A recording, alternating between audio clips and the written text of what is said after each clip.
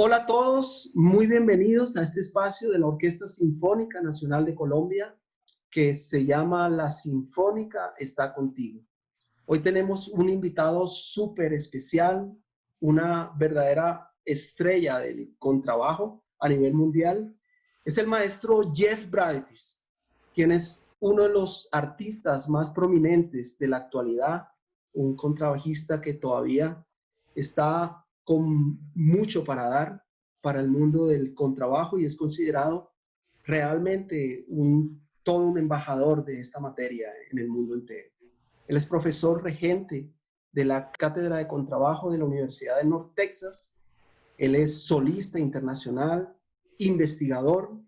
Les puedo decir que él hizo su debut a la edad de 18 años en el Carnegie Hall de Nueva York. Hoy es el director de la Bradetich Foundation y es uno de los fundadores del Bogota-Based Conservatories en Bogotá, una nueva escuela de la cual ya les estaremos hablando a continuación.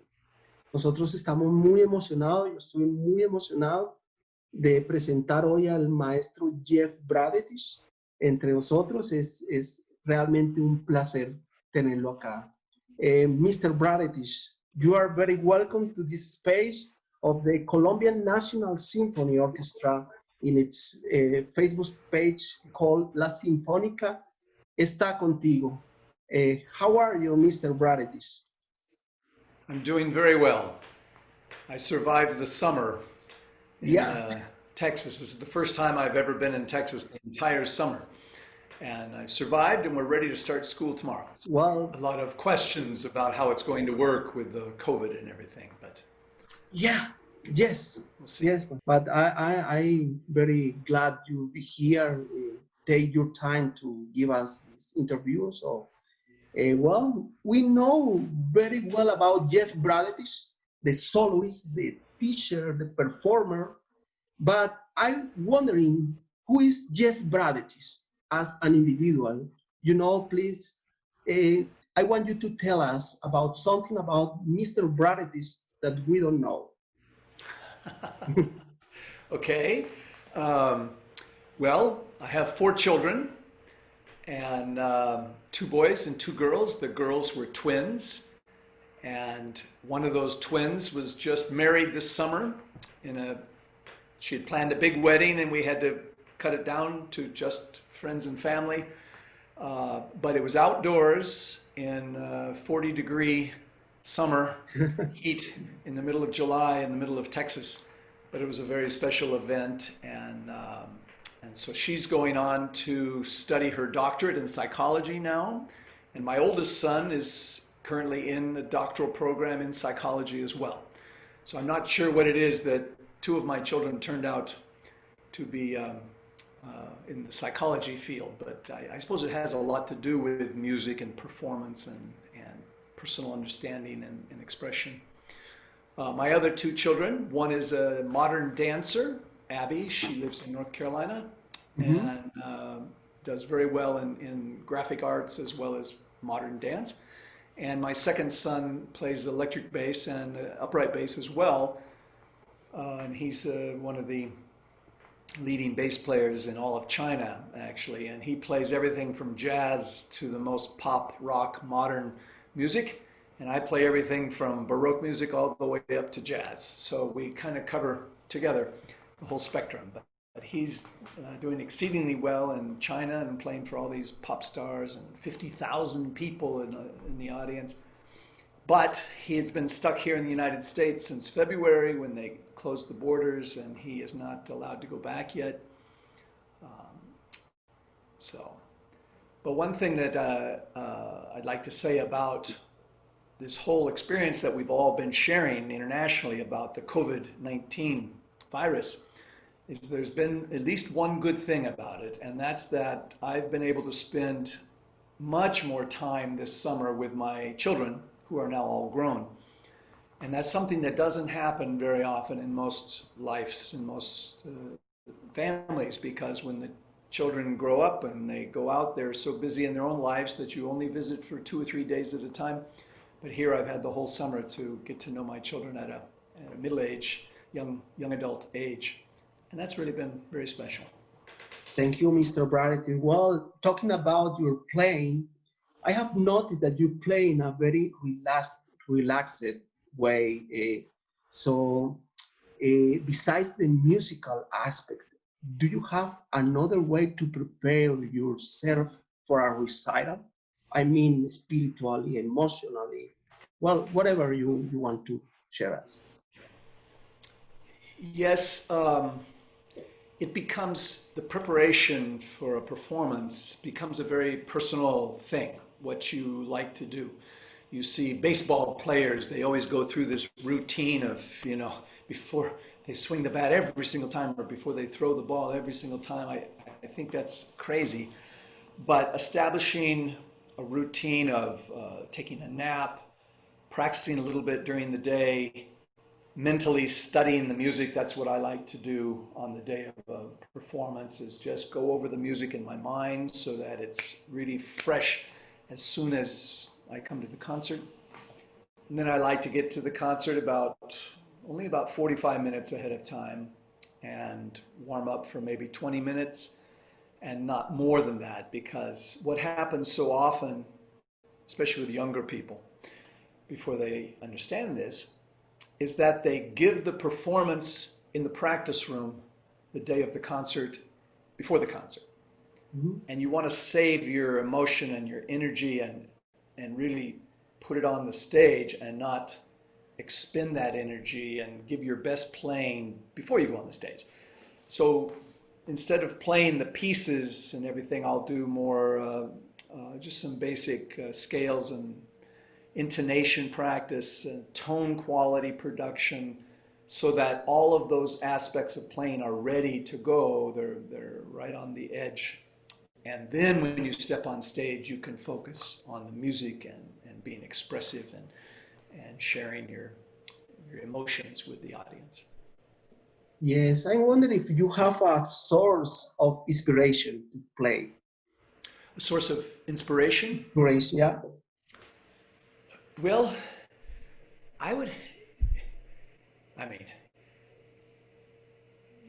certain females in your life can be very inspiring.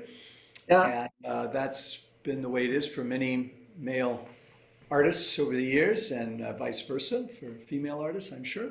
Yeah. For me, what inspires me a lot is when my bass really sounds good.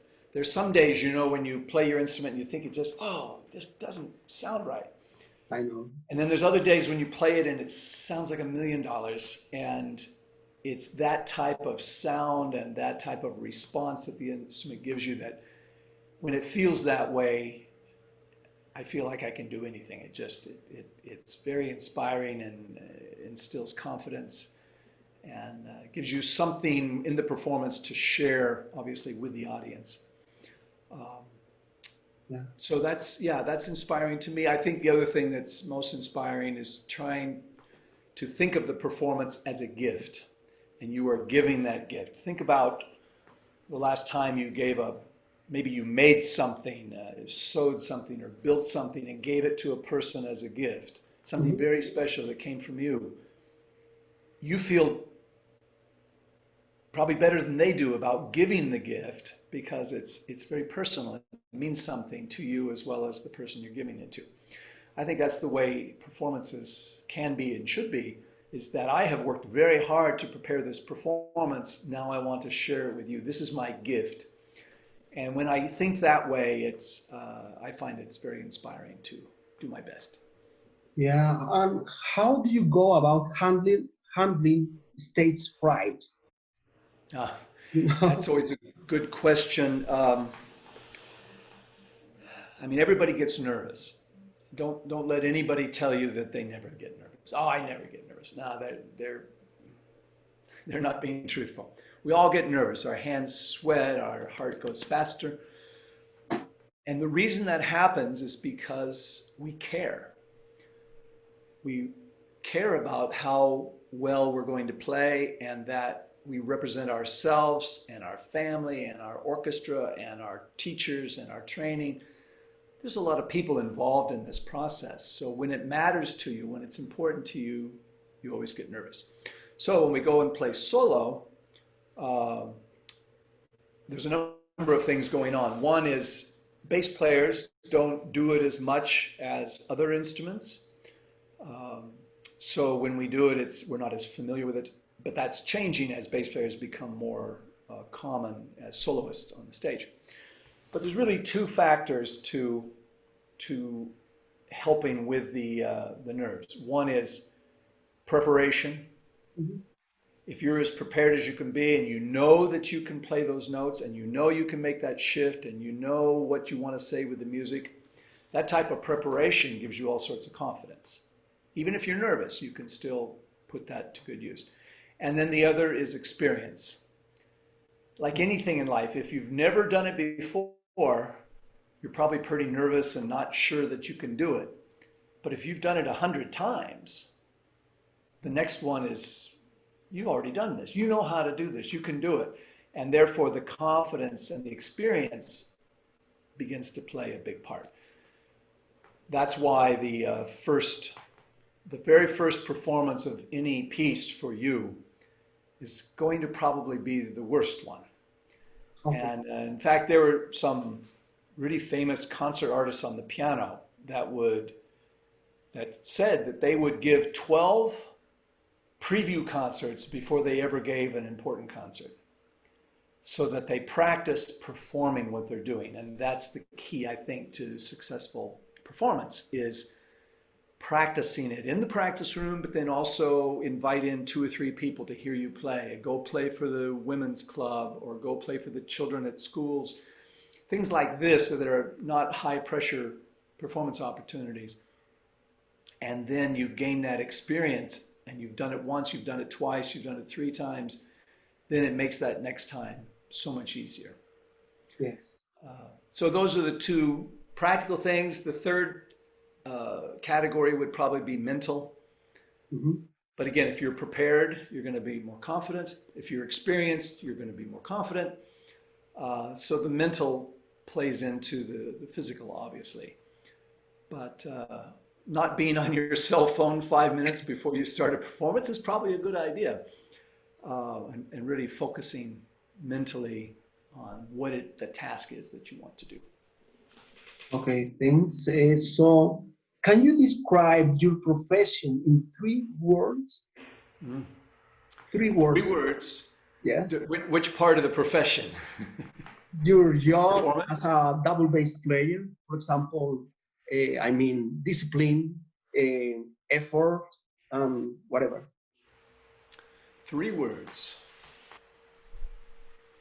Well, practice has to be one of them, which is really equivalent to preparation. If you're well prepared, then you can give the best you can. So we have preparation or practice, same thing. Performance. Well, I'm going to say preparation, performance, and teaching. Because even in performance, mm-hmm. we're teaching the audience, we're sharing with the audience about the instrument, about yourself, and about the music that you're playing. Whether you speak about it or you don't speak about it, your music speaks, and it really sends a message. So I think, and then obviously in teaching, we're teaching the students how to prepare and how to perform. So the 3 are very interchangeable. Okay, so do you think that there is a secret for successful musicians? Before go on, I want to talk about the way like Aaron Aldin, Cody Williams, Harry Dearman, and many other young people came to your studio. In a shorter time, you become then to wonderful bass players. How can you do it? Well, teaching is a much more complicated and involved profession than anybody gives credit, except teachers. We know what it takes. People think, like in our country, the teachers who teach the young children in schools, they're not paid that much money.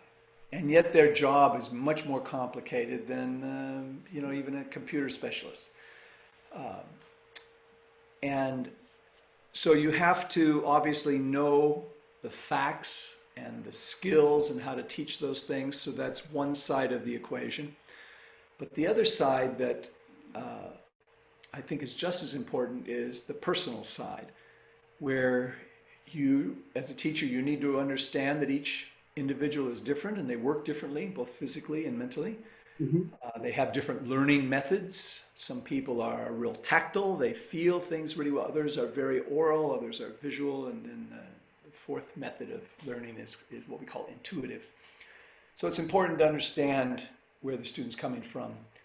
But what I find I do a lot, and that I think is really important, is I encourage the person to be the best that they can be. Okay. And what I find so often is, oh no, I don't do it that way, or no, I you know. And I know what it can be, the final product can be. I know how to get there, and the student doesn't. That's why they're a student and they're learning. And when they tell me that they can't go there, or they don't want to go there, or you know it's not possible, that's where I have to work and change their mind and change their thinking. And I've had numerous examples of this with students, and sometimes I just have to make a bargain with them and say, okay, just 1 week, just 1 week. I want you to do it exactly like I say. I want you to do exactly what I ask you to do. And then next week we'll talk about it. And they're like, oh, I don't know. And then they come back the next week. And if they've tried it seriously, it's almost always better. Yeah. And then they begin to realize that, oh, maybe I can do more than I thought I could. Sometimes we put in these limitations that say, oh, I'm only good enough to play a 1 octave scale.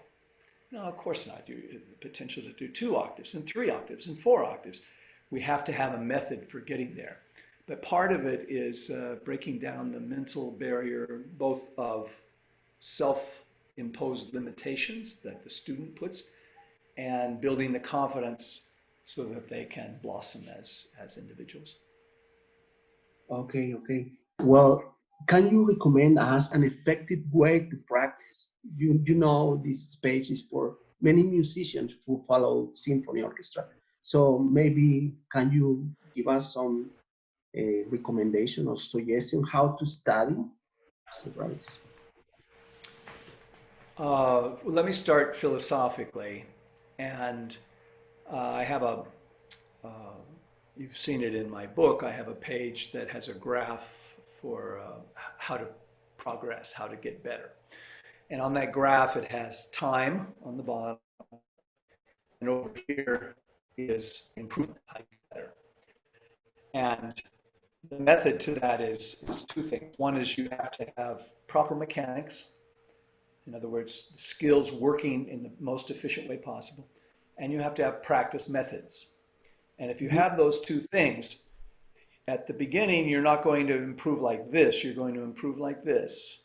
And as you get better with the mechanics and you keep applying good practice methods, it starts going like this. Okay. And then it goes like this. If you don't have good mechanics and you always have a problem, you use your finger wrong or the angles are all wrong, your progress looks like this. Because there's something in your way. You just keep going the same level because you haven't solved the problem that is keeping you from getting better. So it's proper mechanics, those skills that the teacher has to teach and can teach, and then the practice methods, of which there's 3 major practice methods. One is the rhythms. You know all these answers. We take a passage and distort the rhythms to make it more complicated, which builds better technique and coordination. And then we have another one called add a note, where you just play 1 note, and then you play 2 notes, and then you play 3 notes, and then you add a 4th note, and you build the piece up. But you only play those first 2 notes until they're really good, and then you play 3 notes until they're very controlled, and then you add a 4th.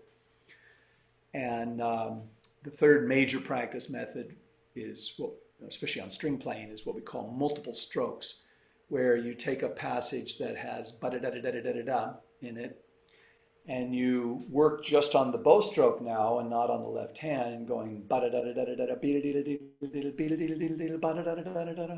so you can focus on what the bow stroke is doing. So a combination of those three things applied to the music and applied to your technique is going to create the fastest path to improvement. Obviously, how much you practice matters, how attentive your brain is when you're practicing. Are you just playing, or are you really aware of the problems and where to fix them and how to fix them? That's a real key to progress as well. So, yeah. I'm not sure I answered your question, but that's my philosophical approach to how you get better and how you improve. Thank you, Mr. Bradetich. So maybe our audience would like to know something else from your artist. So I would like you to tell us about the memory from your childhood. A memory from my childhood? Yeah. Okay, I have a lot. Yeah. Let me think, what would be a good one? I used to play basketball, so I have a lot of memories from basketball. Okay, I'll tell you this one. It has to do with basketball. I was in high school, and I was a really good shooter. I could shoot the ball and make the basket, and particularly free throws. In my junior year of high school, I made 44 free throws in a row over a span of 10 games, which most professionals can't do that. And I was able to do it in high school. And part of the reason is I just have good muscle memory. Yeah. What shooting a basketball is just like shifting. You have to go to the same spot every time. From here to here, it's a certain feeling, it's a certain distance. And muscle memory, that tactile sensation, helps you do that. So anyway, in my senior year of basketball, I was playing in a game, and a guy reaches up and he pokes me in the eye. In my left, I think it was my left eye. And so I couldn't see, and so I had to go to the doctor, and they put a patch on my eye. Well, they wouldn't let me play basketball with a patch on my eye, but I still wanted to practice. So I went and shot free throws. And I made 120 in a row. Oh my God. Just made it, and the ball would just roll back to me. I shot it again and shot it again and shot it again. I was in such a, we call it a groove, in a zone, as they call it in sports sometimes, that, I was like, how is this? I felt I could just do this and it would go in. It was just one of those times where everything was working perfectly. And I made 120 free throws in a row. Yes, a lot. Great. Yeah. Good job. Yeah. Good job, Mr. Bradetich. Well, I wonder if you play another instrument besides the double bass. Do you? No, I never have. I studied a little bit of piano, and I've sung all my life. But as far as another instrument goes, no. I studied with a cellist, but I played the bass when I studied with a cellist in high school, and that was very important because their expectations are much higher than bass was at that time. So that helped me raise my expectations of what the bass could do and what I should expect of myself. But as far as playing another instrument, no, I enjoy hearing them, but... Okay, what movie do you enjoy the most? Movie? Yeah, movie. Good question. I can't think of a favorite movie. Okay. But I like the ones that are very positive and uplifting, the ones that explore the potential of the person, both in physical skill and in mental thinking and things like that. So yeah, I'm not into the science fiction, no, and the action movies, cars. I watched those when I was young, but they don't interest me now. I always like a good love story, like everybody else. There's nothing beats a good love story. Okay. Mr. Bradetich, could you tell us 3 indispensable qualities that a musician must have? Three indispensable qualities. Well, it helps to have talent. Yeah.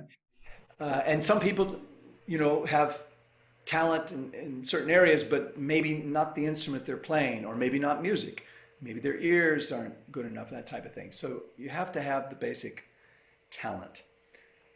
And then you have to have a personal work ethic, which means how hard are you willing to work? And if what happens a lot of times with very talented young people, it comes so natural to them that they just do it.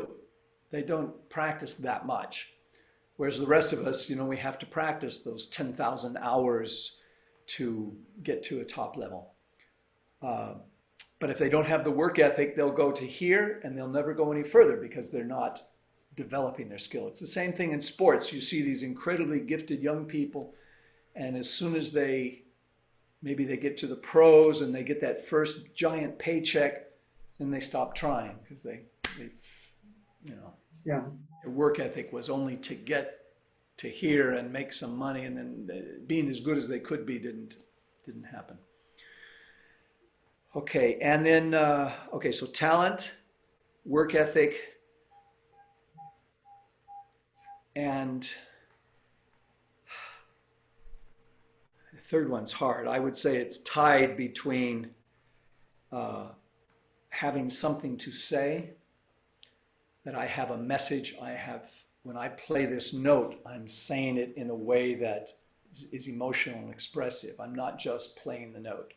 I'm not just playing the notes, ba ba ba ba ba ba ba ba bum, but I'm playing them in a way that I hope will express something from in here and that you will appreciate.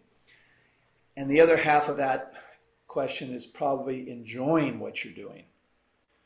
Because if you don't enjoy all of this hard work and you don't enjoy putting that hard work out in performance, then why bother? Something is missing. So for most of my adult life, I cannot remember a time when I did not, double negative, when I did not just play when I first practice. When I get my bass out, I might tune a little bit and then I just play.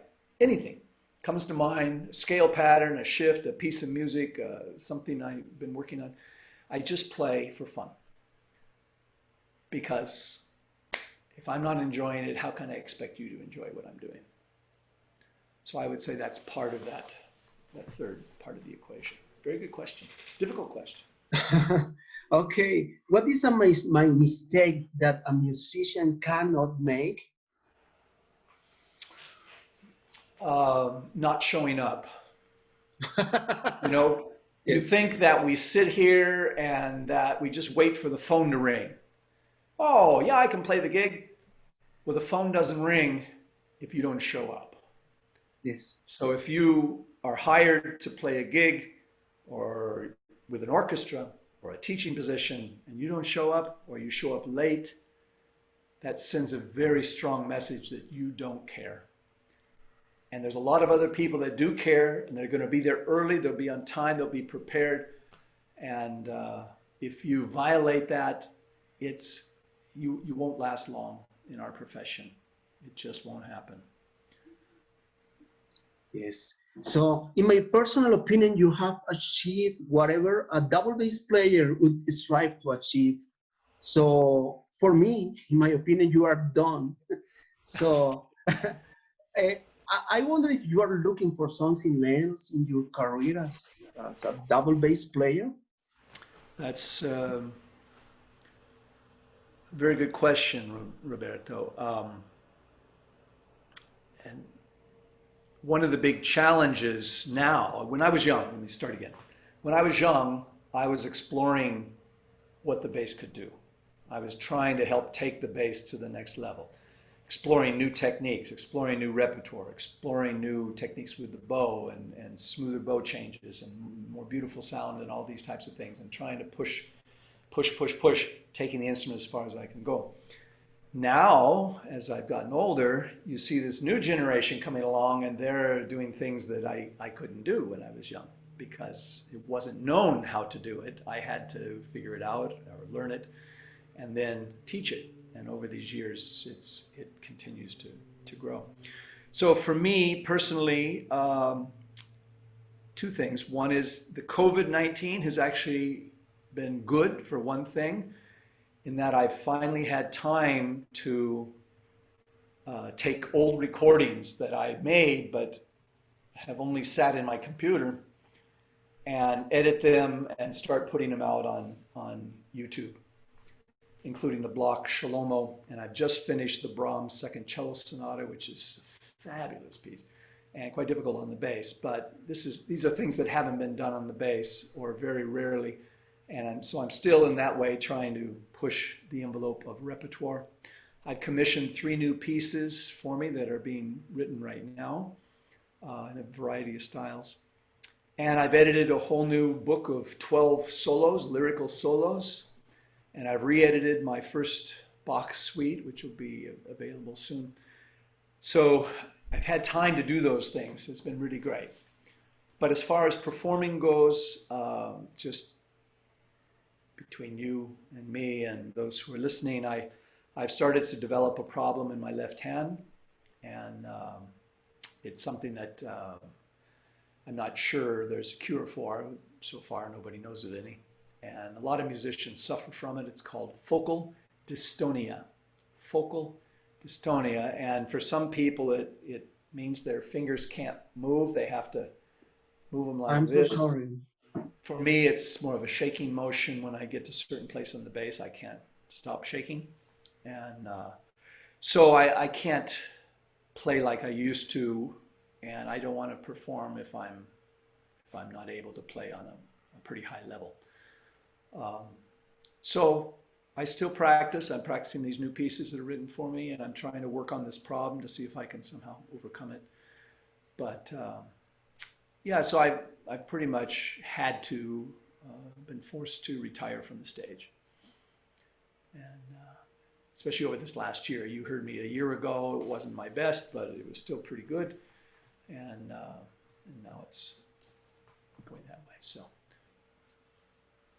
Roberto, you're on mute. Yes.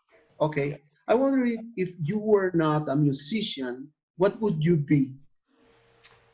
Well, I have an innate affinity with teaching, so I probably would have been a teacher in some form or another. Within music, I might have pursued singing or conducting, a couple things that I feel comfortable doing. Outside of music, I might have pursued coaching in sports like basketball. I was very good in that, understanding strategy and technique, and very similar things to music. I might have done something like that. But ultimately, I would hope that I would have been involved in doing something that was good for other people, good for humankind, and made the world a better place. Yes, I know that your father was a basketball trainer, yes? All sports, actually, yes. Sport, okay. So I wonder if your father did any influential in your music career or anyway. My father was on the athletic side of things. He coached every imaginable team, from basketball to volleyball and softball and baseball and track and everything. But he knew nothing of classical music, and he could hardly play the radio. But what I learned from my father that applied to music so much is the work ethic. He was raised on a farm, and as soon as he woke up in the morning, he had to go do his chores, feed the cows, feed the chickens, milk the cows, this type of thing. And then, so very disciplined and very hardworking. He always worked so hard. It just, not always the most efficient, but that kind of work ethic I learned from him. And of course, it applies to anything we do in life, whether it be music, practice, or sports, or many other things. My main musical connection and inspiration came through my mother, who was a singer, and her mother, my grandmother, was actually a very fine singer as well, professional, and was busy in musicals and operettas and things like that as a young lady, and then she became a church soloist. So I was always around. My grandma played the organ and then she would sing and I would sing along. And my mom played the piano and she would sing. And so that was my main musical influence at a young age. Okay, Mr. Bradetich, talking about influence, I want to talk about virtual education. How has your experience been with virtual education? Yeah, I don't like it. Obviously, it's better than nothing. Yeah. The one good thing about virtual is that you can reach people anywhere in the world for literally no cost. They don't have to pay for an airplane flight to come to my summer class or this type of thing. So it's much economically better for the student and the other person. For me, it's worse economically. But the main thing is the quality of teaching that you can do virtually on especially a string instrument where I'm always touching the bow as they play to feel what the student is feeling. And I can, you have to do everything in words, which is good practice. But I found that two of my major teaching approaches I could not do virtually. And one of them was, as the student plays, I like to coach them while they're playing. Okay, straighten your arm out. Now add a little more vibrato here. Watch, prepare your arm for the shift as they're playing. Instead of stopping, talking, and then playing, just have them play and have them make the corrections as they're playing. It's a much higher level of learning that way. I can't do that because they can't hear me over the internet while they're playing. And the other is, and I'm sure you remember this a few times, I slap my leg to help get the student to not rush or to play the right rhythm. Yeah. But with the delay in the time from the sound to when it's heard, I can't do that anymore. So it's very frustrating. Just, it's so, and demonstrating, you can demonstrate to an extent, but it's the sound quality is not, it's very hard to work on sound quality over the internet because you can't hear all the different colors. You can't hear the resonance of the instrument nearly as well as when you're live. So do you think that this virtual situation right now can affect the future of the music? Yes, I mean, it is a new world. We'll see where it goes. But, people were already taking lessons via Skype. And now Zoom is kind of, zoomed to the front of the usage.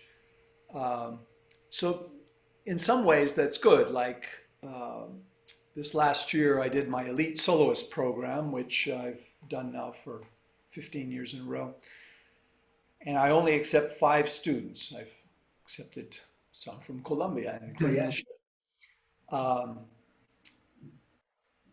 And this year, one person was Colombia, one was St. Petersburg, Russia, one was Taiwan, and one was Singapore, and one was in the US. So they didn't have to travel halfway around the world at a very large expense to come and study with me. We were able to do it over the internet. So that type of international reach makes the world smaller, as they say. Yeah. Because we can do this right here in our living rooms. We're talking with each other thousands of miles away. But what I fear is that administrators who don't know anything about music, like the presidents of universities and things like that, will begin to say, oh, well, you can obviously teach your lessons virtually. We don't have to have any in-person lessons. And that would be a grave mistake. It would damage the quality of playing because you can't tell it over the internet well enough. So I do have that concern. I want you to talk about Bradetich Foundation and its works around the world. Well, I started the foundation in 2008, and with two objectives, one of which we've met twice, which is to hold a major international competition. And both times that we've had the competition, it's given the largest prizes, considerably larger than any other bass competitions. And because of that, we've been able to draw the top players in the world. And that was my objective with the competition, is to bring together the very, very best players in the world and have a competition where people can really hear what is going on this top level. We had some 65,000 people view the live streaming of the finals and semifinals and finals. And then our objective is to help that young player who wins to help develop a solo career, to help promote the double bass as a solo instrument. So we give them a debut concert in Carnegie Recital Hall in New York, and help give them concerts and things like that as we go, as well as considerable amount of money. The other objective is on the educational side, and where what's developing is these double-bass conservatories. And my colleague here at North Texas started the first one here in Dallas, called the Bass and Cello Conservatory at Dallas, because she teaches both. Gudrun Russian is her name. And so that was very successful. So we've tried to take that idea and start it in other locations in the world. And one is, of course, in Bogota, and another one is in Miami. And so it was my pleasure to be there in Bogota a year ago at this time, in September, to have the initial conservatory gathering. And it was quite a festival that you organized, you and Jaime and all the others organized to have us come together and learn from each other. I think that's the key with the conservatory idea, is that it's not a one-on-one lesson, but that it's a group of people coming together and hearing from one teacher, watching videos, playing together in a mass bass orchestra, hearing concerts, such as I played last year.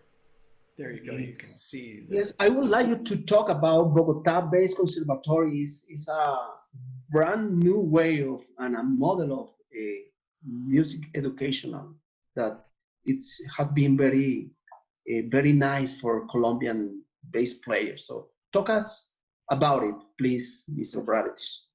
Well, the idea, of course, is that you come together. And with COVID-19, it's not allowing us to come together, so it's making it very difficult. We can still do some things on Zoom, but as you can see in these pictures, people are right next to each other. They hear what the person is doing. They can watch. They can see, oh, that's how that person does it. And then here we have the music on the screen, so people can actually see the notes that the person's playing. And then when I make a comment about that, it makes more sense. Here we're doing group technique, where everybody's playing the same exercise at the same time. And then I can give instructions to, what did we have there? It looks almost like 100 bass players. I can give instruction that is reaching 100 bass players at a time, or the teacher obviously can, as opposed to having to say the same thing 100 different times in private lessons. So the idea of the conservatory is to supplement private lessons and to add to that education that the student gets. And I think there's another aspect to it that I certainly felt when I was in Bogota, and that's that there becomes a social connection between the people, and we're all doing this together. We're a community of bass players. Because when I grew up, there were two of us in my youth orchestra in my hometown in Eugene, Oregon, and he's been one of my buddies all my life, but there were no other bass players to inspire us or to show us that we could learn from or that we could help teach. But here you have it now in this type of opportunity. So I think it's great for Bogota. I think it's great for Colombia. And I certainly enjoy all of my trips there, and this last one in particular. Yes, you're right. Actually, we have enjoyed it, and we are very thankful, Mr. Bradetich, with this idea you have sharing this model, and along with Professor Jaime Ramirez, we are very committed in doing this job, and it's a very good idea. And so to have receiving your blessing to start this new model has been very nice for us. So Great. thank you so much, Mr. Bradetich. Well, we are short time now, so I want to ask you some questions that I want you to answer in a short way. The only just one word. Okay. So I talk too much, don't I? okay. So what you like the most? Okay. Are you ready? Okay. A place in the world. Wow. Mountains. An orchestra, a symphony orchestra. Concertgebouw Orchestra of Amsterdam. An student. Roberto Milanés. Oh, thank you. Thank you. I'm very glad to hear that. A sport. Basketball. A musician you admire the most. Emanuel Feuermann. Okay, it's great. A composer. Dvorak. A concerto, a bass concerto that you like to play the most. Concierto para contrabajo by Andrés Martin. It's a very nice concert. Okay, a stage you like the most to play on it. Where was my favorite stage? Oh, there's a bunch of them. Orchestra Hall, Chicago. Okay. What makes you sad? Problems in the world. Yeah. What makes you happy, Mr. Bradetich? In one word? Yeah. Life. Life. Yeah. What have you learned from this quarantine time? Patience. Yes. Finally, we have been a very wonderful time knowing a little better about this great artist, Mr. Jeff Bradetich from America. Muchas gracias a toda la audiencia que ha estado escuchando este programa con el maestro Jeff Bradetich. Muchas gracias por su interés y yo quiero en este momento permitir que el mismo señor Bradetich sea quien se despide. Y ese es un buen momento para decir goodbye. Mr. Bradetich, I want you to say goodbye by yourself to our audience in Colombia and the world. Thank you so much, Mr. Bradetich. It was my pleasure. And anything that I can associate with you and all the wonderful people in Bogota and in Colombia, and both when you are able to come here as students and visitors, as well as when I can come there, it's a very, very special part of my career has been these trips to Colombia. So I appreciate your good questions and giving me the opportunity to share some things that normally we would never talk about except maybe in private conversation. So that's been very, very nice. I just want to say to everyone to keep working hard, enjoy what you're doing, and share it with everybody. So, muchas gracias por todos. Thank you so much. Muchas gracias, Mr. Bradetich. Have a great week and great time. De nada. Bye. Ciao. Ciao.